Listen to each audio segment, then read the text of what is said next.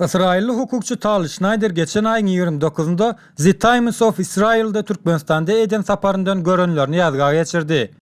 Schneider'in gysgabatlyk saparynda hem onu hayran galdyrjak zatlar Türkmenistan'da kemçilik etmendir. Schneider'in ünsüni özüne ilkinci çeken zat bolsa ýurdun ýapyk we anakronik bolmagy, ýagny zaman bakymyndan başga bir döwre degişli bolmagy, ýurtda adaty watandaşlar üçin erkinligiň ýok bolşy ýaly ýollarda hereket edýän olawlaryň hem ak we kümüş reňkden başga reňkde bolmagy hukuklary ýokdy.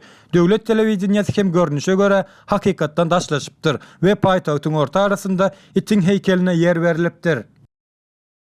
Schneider ýene bir hayran galdyrýan zatlaryň biri hem köçeleriň boş bolmagy. Iň köp adamyň bolan ýer awtobusyň içidi diýen hukukçy ýurtda resmi taýda näçe ilatyň bardygy aýdylmaýar. Ilat sany Türkmenistan üçin döwlet sir derejesinde bir maglumat. Hatda Amerikanyň Merkezi Istikbarat Agentliginiň maglumaty boýunça Türkmenistanda 1 million 5,5 million eçen ilatyň bardygy çak edilýär.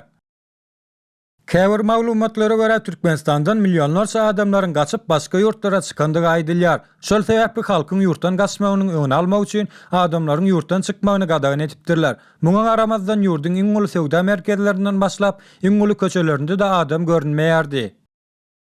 Ýurtda hiç ýyly turist görünmedi. Howa menziline de 2 sany park edilen uçakdan başga zat ýokdy. Mehmanhanalar hem boş bolup şäherde bank kartlary ulanyp biljeň bankomatlar ýokdy. Internetiň ýerine bolsa döwlet telewizionyasy bardy.